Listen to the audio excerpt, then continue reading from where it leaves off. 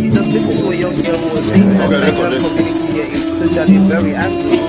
Like, very much for the experience of our airlines. Was the Ijaw country at the Niger Delta of the Federal Republic of Nigeria. He went to several schools to make your academic education for government college to Delhi.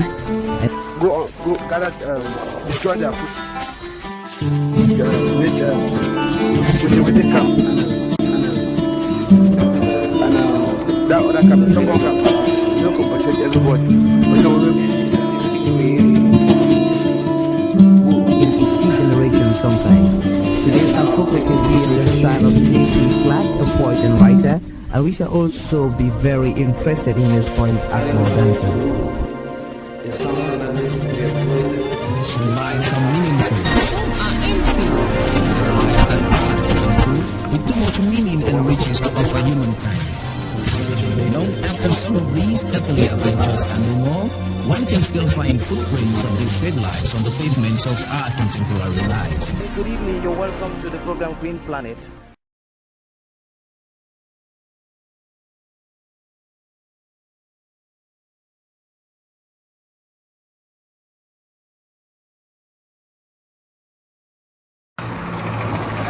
Good day. good day, sir. Thank you very much for talking to people, places and events, and to the African Center for Community and Development. What is your name, sir? I'm Allotey H. Good day, madam. Thank you very much for talking to the African Center for Community and Development. Good day, sir. Hello. What's your name? Arrey Bhits. Thank you very much for talking to the African Center for Community and Development. Welcome. Good day, sir. Hello. What is your name, sir? Ndenecho.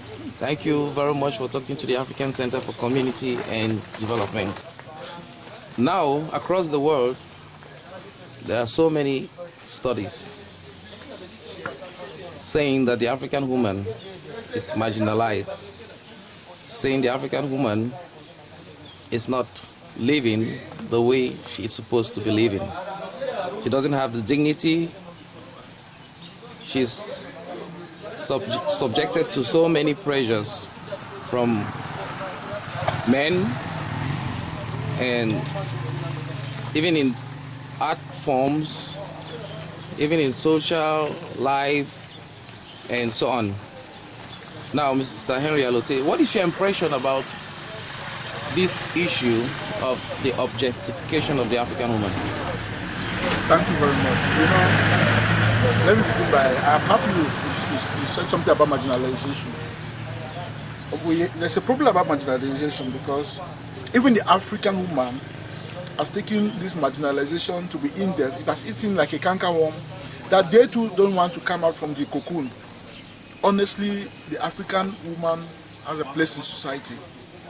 But for the fact that there is this inferiority complex as compared to their Western counterparts, it's taking a snail pace for them for emancipation to come. Now we must begin from somewhere. Putting all of them on a platform, that comparison, there will be a difference. Till death do us start because of differences in culture, differences in religious beliefs, differences in cultural beliefs. There will always be difference. But what we should do is, if the Western woman is saying that the African woman is inferior or is not up to standard, we should also be saying that we are talking about two different groupings, two different continents, two different people with religious beliefs, culture and all that. Like the African woman is respectable. The African woman takes care of the home. The African woman will go there, fetch faggots, come back home, feed the family. The honor is always there for the African woman. So there are two different societies in the very first place. But there's a problem now. The African woman shouldn't left herself to be always right down there. Why are they talking of emancipation? Because the Western culture, Westernization is coming into play, and now the African woman is taking that for decades. From time immemorial, what they have been doing, they have been subjected to sufferings and all that. Now I will chip in something.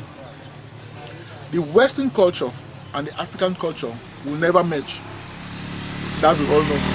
Nowhere along the line will they merge. The differences will always be, but it will depend on how happy the African woman is with what entails in her environment. I think you're getting me. Okay. So yes. Okay, sir. I'll be coming back to you on that. Now, Mr. Arrey Bhits, what is your impression about this topic? Okay, I have a very mixed impression about this topic. I think to generalize the topic to define it like African woman is being subjugated at the background in Africa. It's not very fair. It's to an extent it's fair, but there's another way to look at it. For example, if you the laws in Cameroon concern, for example, like infanticide, which favors the African woman, because if a woman kills her own child of some certain age, it's considered a minor offense, which is infanticide. Whereas if the father of the child kills the same child, it's considered murder. And other situations in our law which actually tries to, but I don't know if these statutory provisions, they are aimed to actually bridge the divide between the African woman and the African man. But definitely the problems between the disparity between the man and the woman in our societies in Africa and the world in general is not something that we can limit it to Africa. We know that when some women went to Beijing for the conference, their concern was not just on the African woman, it was on women all over the world. All over the world, women suffer from paid discrimination at work, all sorts of discrimination. And even in the most advanced society, America, women are actually struggling at the office, promotion-wise, in terms of salaries and everything. In Africa, I believe that the role of the woman initially made the responsibility of the woman to the family initially made the chances of being elevated to what society now appreciates like being the definition of success, like education, for example. Initially the priority was given to the male child at the expense of the female child, who were expecting limited resources and capital restraints. So with the little capital, people preferred to educate their male children at the expense of their female children. Right now, after a period of time, the male children tended to be those who could afford for their families and who seem to be able to afford for their families. But with the women are actually playing a very crucial role to the family.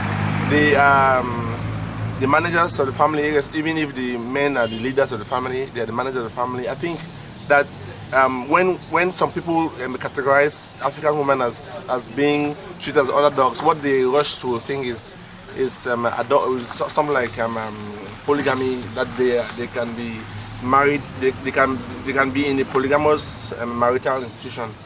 And I think it's fair to say that polygamy is at this age is not what can actually what brings the best out of human dignity.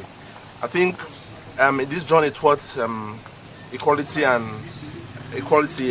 moral equivalence, the African woman the African woman is still way behind in comparison to the European. Though I think both of them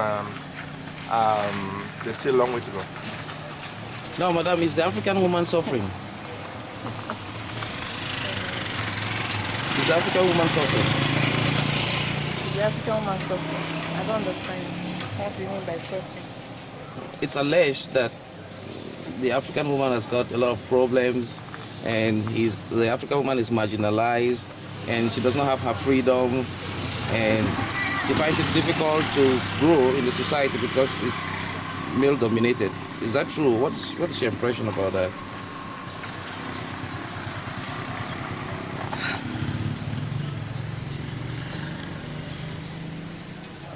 Anyway, it depends on the society where the woman finds herself.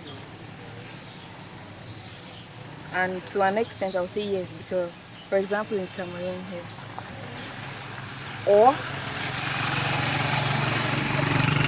let me say,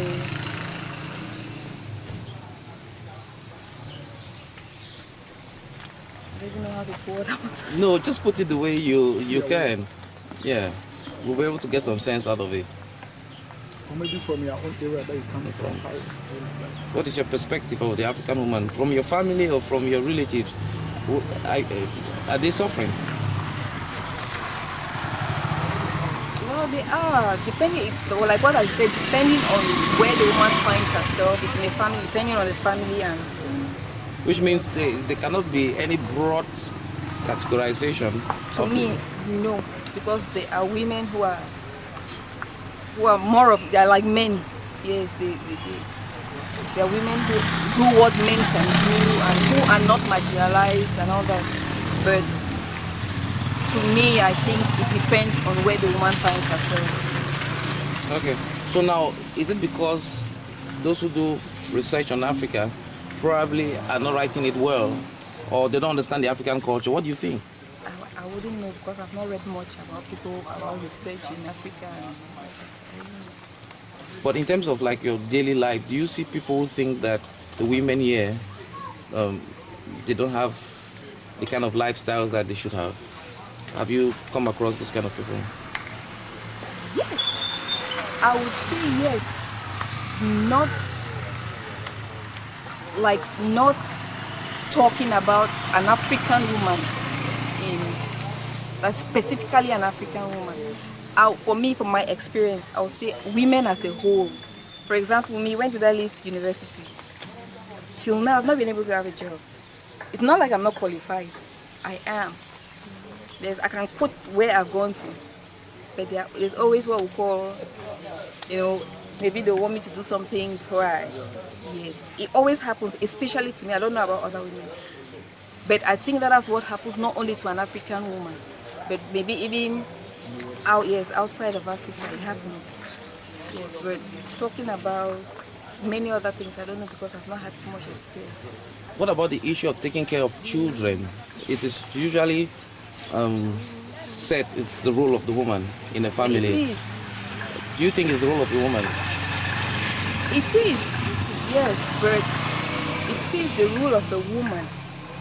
Not only a woman, her husband must be there to help her. And does it happen in Africa? Do men help their women? It doesn't happen. For what I've seen, it's rare. It's a little bit rare. You hardly see a man who is really there for his kids as his wife. Now, but if women don't have jobs and the men are providing them with money to grow up these children, are they not participating in a different way? Financially, children, they need moral support from their parents, they need filial love, but there are some families where, like the farm where I put my house, I was about maybe 5 years old or 6 years old before I really knew my dad. And we grew up. He died when I was about 15. But till he died, I was still a stranger. We're still strangers to each other. We never really sat down to talk. Yeah.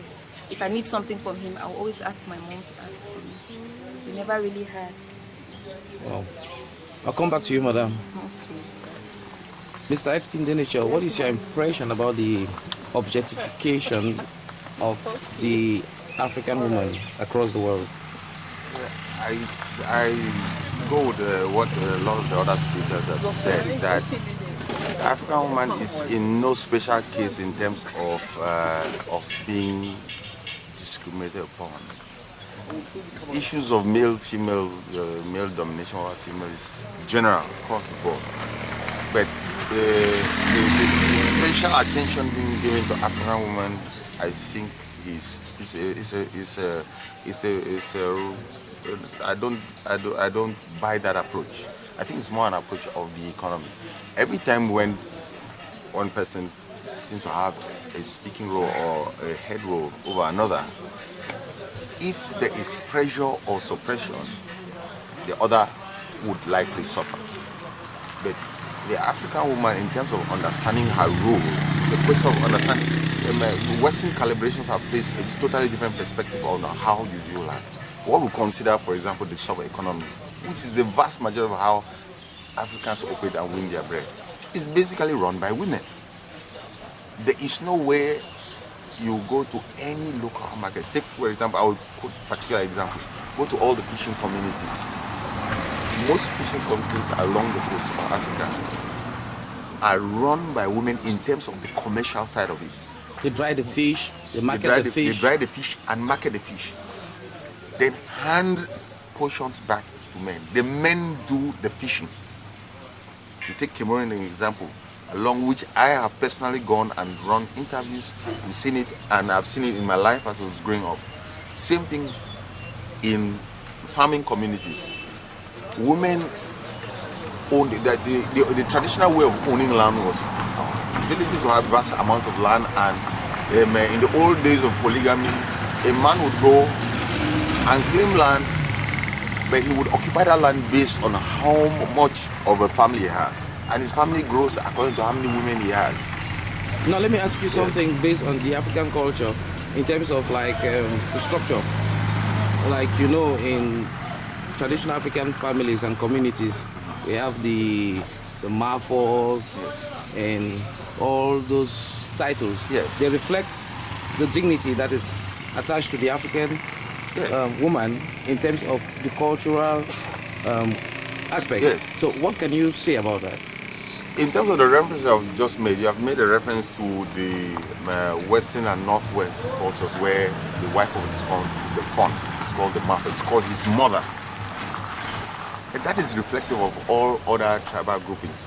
There is no tribal grouping or in terms of a cultural government structure where the woman does not have that role. The question is, it has all been divided where there is a speaker role. The head role is usually a man. But there is always a woman behind who has the absolute perceived power that she can influence decisions. And there is usually, for example, in the there are groups that are exclusively women groupings who, if they come out to pass a sanction on their king, that sanction is so serious that it would halt the whole community. I would need to have what you call the quiffon. The quiffon, you have the takamban as well.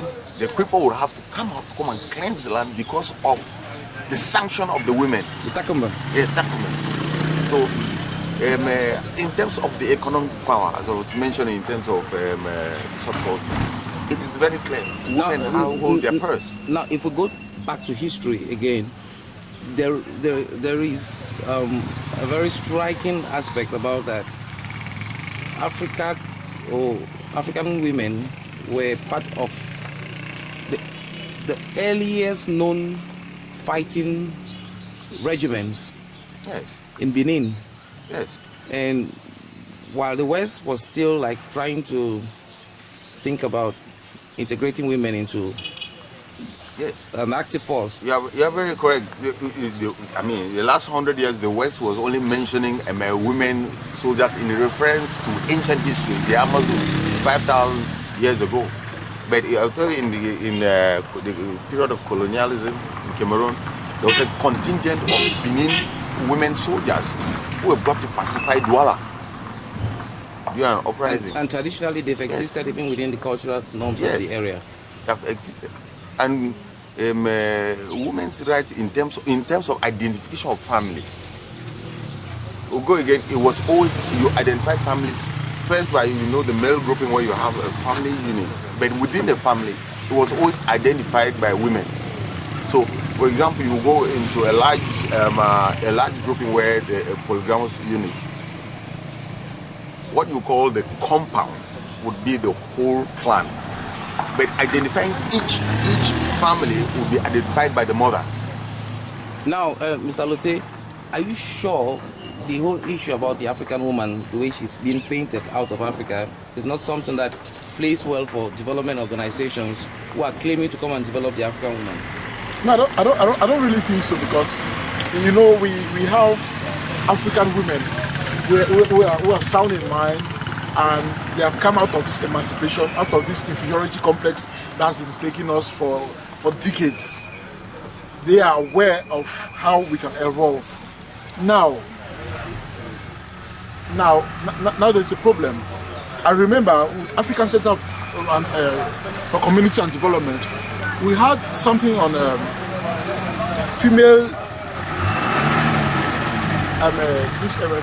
genital mutilation, and there are African women who are trying to fight that particular scourge because they have realized that it doesn't help at all. Those are the little things that a particular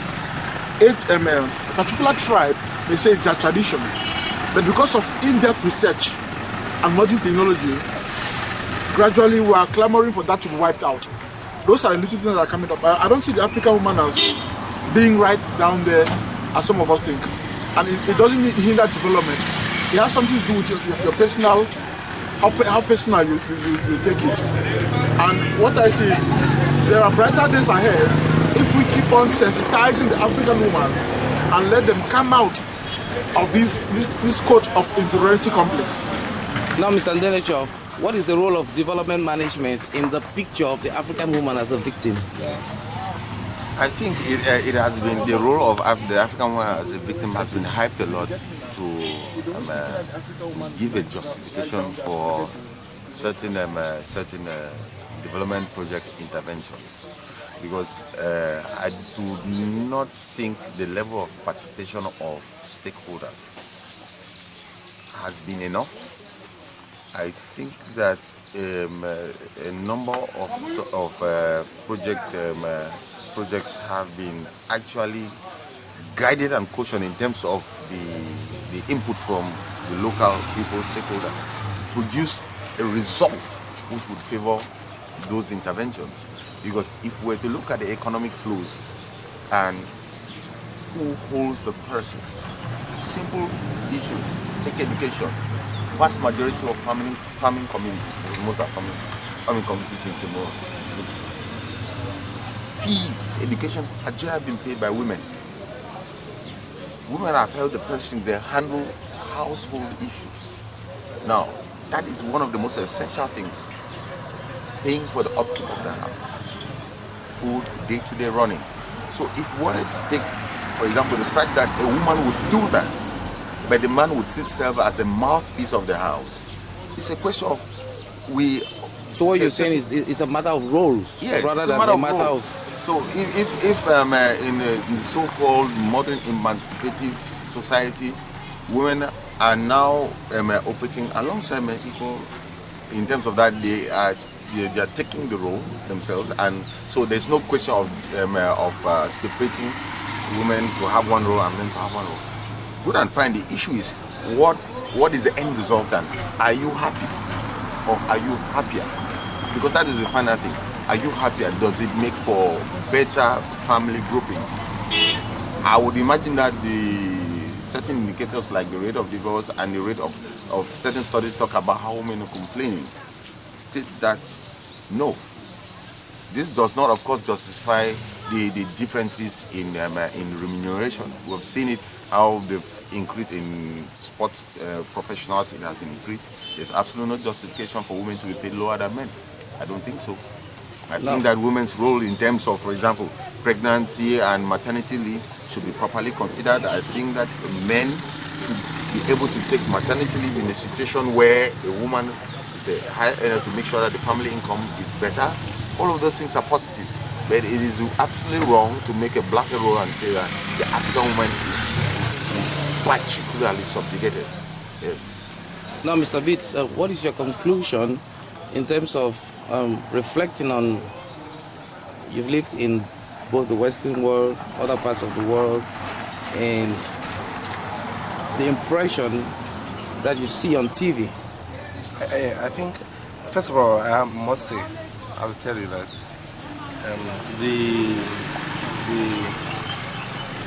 somebody just mentioned, I think it was Henry, about female genital mutilation and he didn't mention breast ironing, but those are the things that I haven't come across, but things that happen here. Yeah. And they're forced upon women in our societies. I think it is a fact that women, respecting what Mr. Ford said, that the happiness index in Africa is higher to me than in Europe. But in my judgment, women, they don't, in terms of how equal they are to men. Women are not treated as equal to men in Africa. But I think that that's something that women should. It's not bringing our societies down.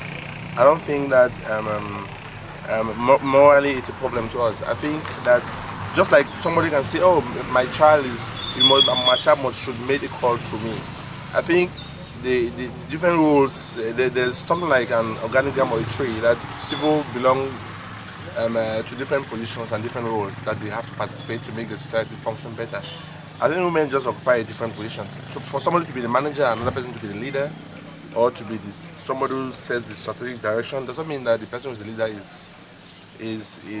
So I think that whereas the Western world has its own standards on how things should be, mindful of their own shortcomings, to me they are overemphasizing on an issue. They are making an issue, bringing an issue out of proportion, whereas we Africans, we don't really think that our women have any problem. We have a lot of, we believe in our women, we believe in our mothers and our sisters and our daughters, and we don't look at them as inferior. We look at them as having a different function from us, a different function from us. I would not look at them as inferior. So I would say that the Western world has exaggerated severely has dramatized, exaggerated, misplaced the role that the African woman plays in the African society.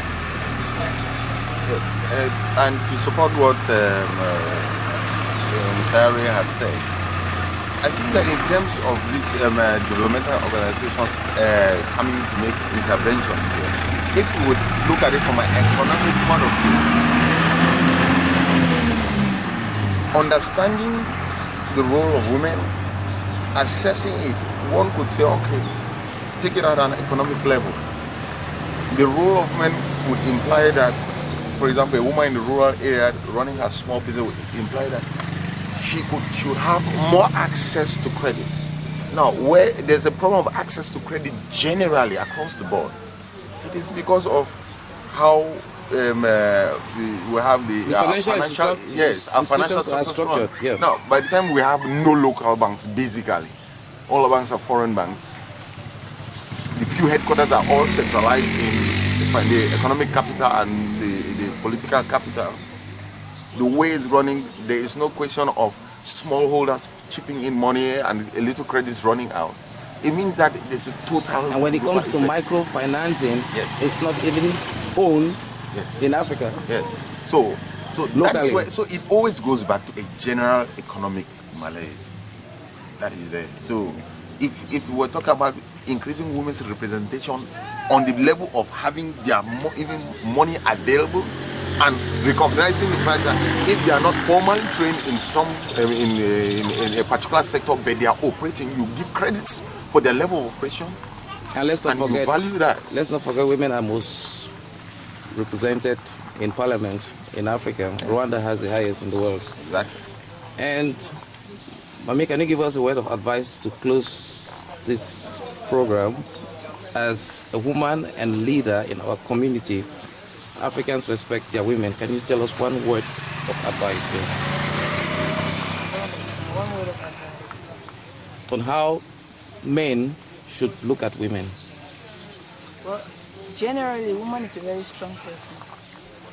So, I feel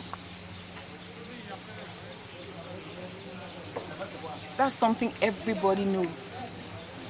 Yes, a woman is a very strong person, because I don't think a man can carry a child for 9 months. It's not easy. It's really not easy. It's not. So when you think about a woman when you think about what a woman can go through, yes, I think that everybody, whether male or female, whether we want to admit it or not, we always know in our hearts that a woman should be valued by everybody. So that's it. A woman should be valued. A woman should be respected. A woman should be adored. Everybody should adore a woman. Well, I think the African woman has some problems, but the African woman has also achieved a lot in terms of the social and economic development of Africa, and they are still participating. The informal economies and even the formal economies is run by many women. Most households, decision making is coming from women, even though there are a good chunk of women who do not take part in the decision processes across Africa. And it has led to a situation where you have some gaps, where some women are marginalized, some girl children don't go to school, and so on. But then to typify the African woman as suffering, to objectify the African woman as in pains or in shackles, it's a contradiction in terms, because that would mean redefining the cultural perspectives. Thank you very much. And you just listen to a young girl who was saying that the Nigerian community here is totally very angry. Thank you very much for Our journalist was the Niger Delta of the Federal Republic of Nigeria. He went to several schools to make your academic tendencies was at the government college to Delhi and go gather, destroy their food. With the camp and that other camp, some camp, no compensate everybody. But some of generation sometimes. Today our focus will be on the style of J.P. Clark, a poet and writer, and we shall also be very interested in his point at more dancing. Some lives are meaningful, some are empty. Lives that are meaningful, with too much meaning and riches to offer humankind. You know, after some of these earthly adventures and more, one can still find footprints of these great lives on the pavements of our contemporary life. Good evening, you're welcome to the program Green Planet.